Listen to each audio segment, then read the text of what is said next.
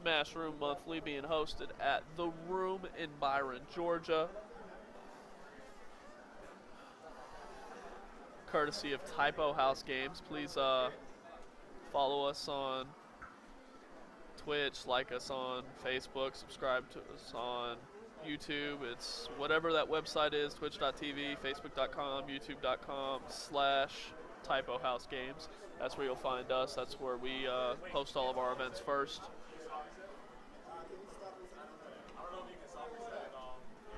Say what? If you can soft reset it. Soft reset? Yeah, soft reset the controller. Or do we have to pull it out and plug it back in? Oh, yeah.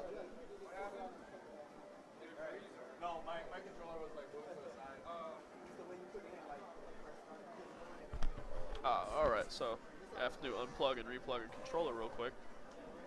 But yeah, youtube.com, twitch.tv, facebook.com/Typo House Games. That's where we put all of our stuff right here on Twitch. Thank you for watching.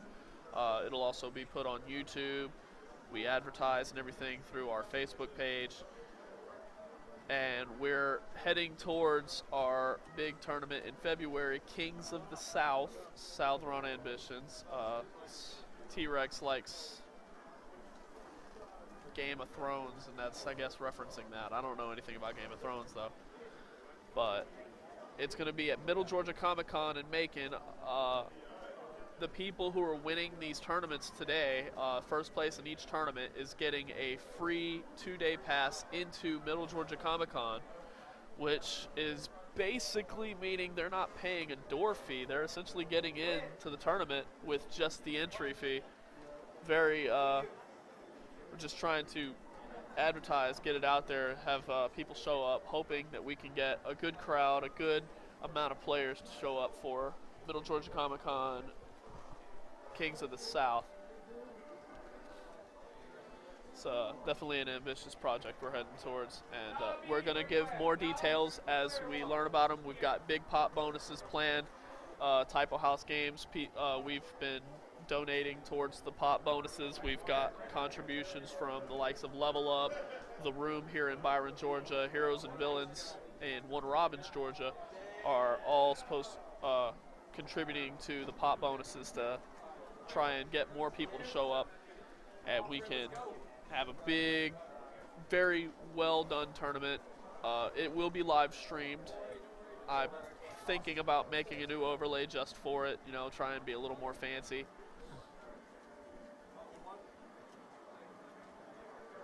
Anyway, so we got Flamin Roy and Dynamite both at 2 stocks apiece. Flamin Roy's Chic, Dynamite with Rosaluma on the bracket of success, or winner's bracket, or bracket of champions, whatever you want to call it.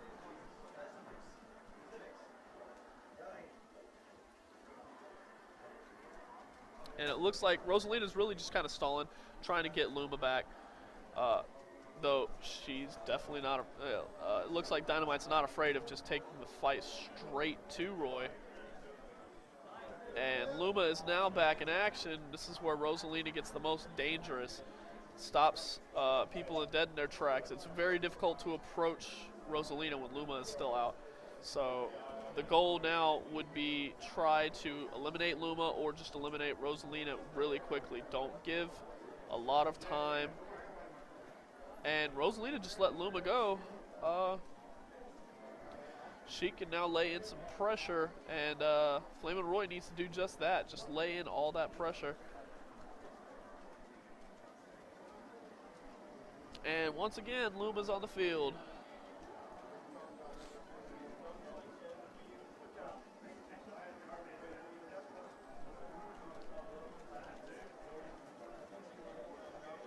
Oh, Vicious looked like up smash, knocking out another stock on Roy.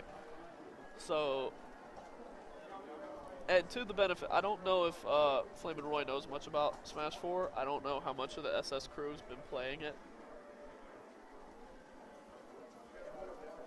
Because as we saw earlier, we had a couple of guys from SS playing it earlier. They didn't know anything about it. It was Flamin Roy in Full Metal, if I'm not mistaken. So they didn't seem to know too much. They were just kind of messing around, having fun with it.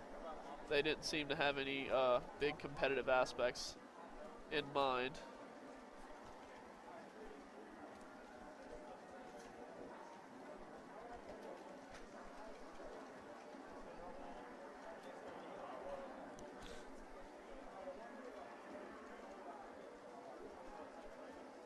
And that right there is the danger of Luma. You get too close to Luma, and Rosalina just kind of swats at you with it.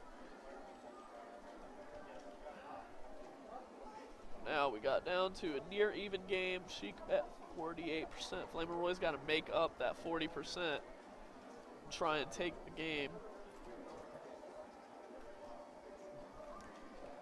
We see Flamin' Roy's thinking really hard about using those projectiles, staying back away from Luma and Rosalina. Try and knock in, get some damage in. Don't give Rosalina time to react and throw Luma out. Just all that shenanigans that comes with it.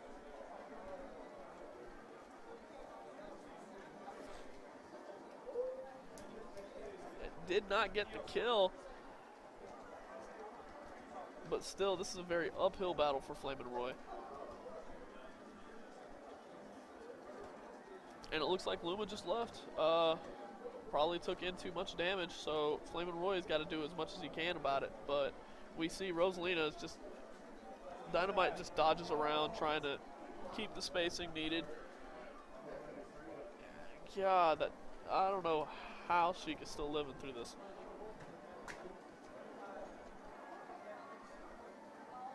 But it looks like Dynamite's going to be taking this one.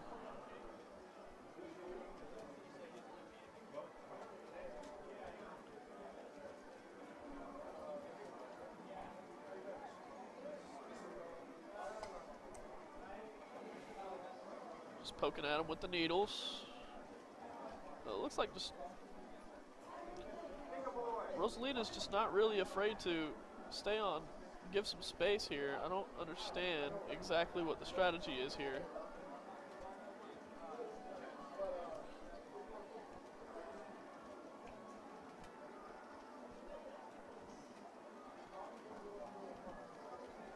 It just seems very, Rosalina's just staying back now. I don't know what's going on towards the end game. It just seems like Rosalina's not willing to commit to a big offense, while Flamin' Roy is just not hesitating to rush in, try and get some damage, try and knock it out of the stage. But there it went.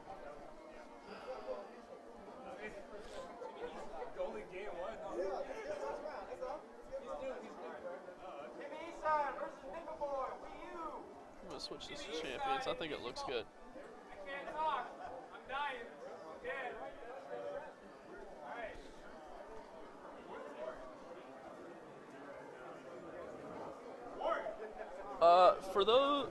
Let's see, who's asking, I want Melee, when's Melee going on stream? You are late because we wrapped up Melee already. We have moved on to Smash for Wii U. Melee wrapped up a little while ago, but if you want to see what happened, just so you know, the SS crew kind of dominated the bracket.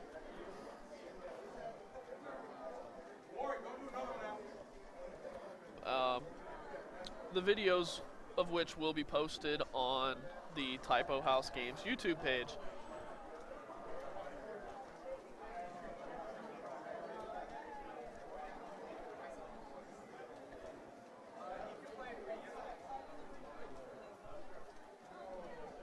Anyway, back to the matter at hand.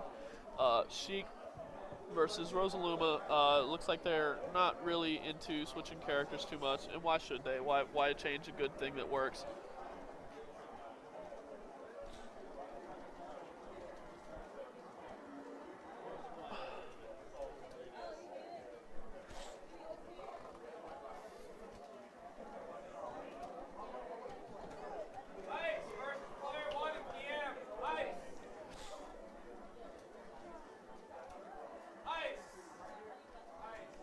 They're actually keeping it very even in percentages. It looks like Sheik's trying to take the advantage here.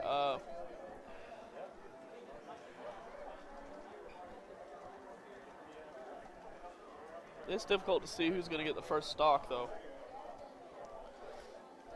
Well, it went to Dynamite. Dynamite taking the lead early. Well, not really early on. It's almost a full minute and a half in.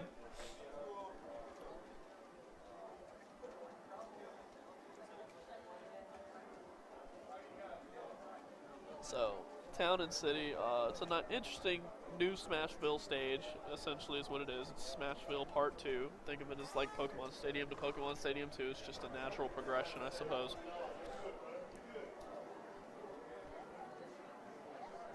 Ouch. See, that right there is just what Luma does. Luma's just very vicious. It's difficult to know, like, how to approach when Luma is on one side of the stage and Rosalina's on the other. It can really make things difficult. It makes the approach very difficult. And we can see Dynamite really capitalizing, already taking almost a full stock from Flamin' Roy before taking damage. Comfortably say it's a full stock lead, actually. They're both roughly in kill percentage.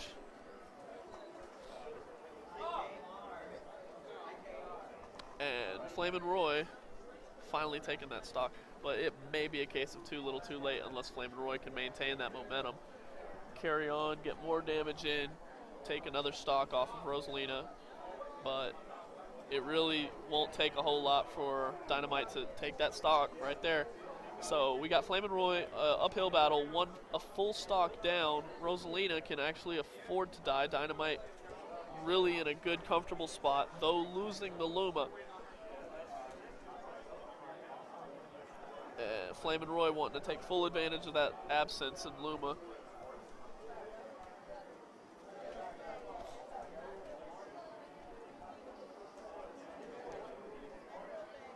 That was actually pretty decent scouting right there.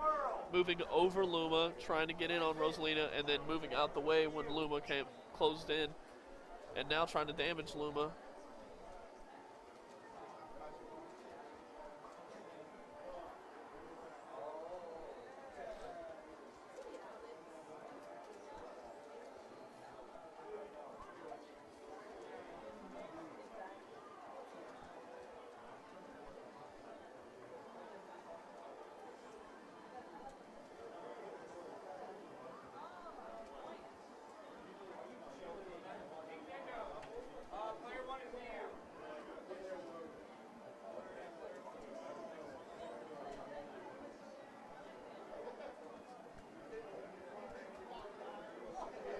Yikes.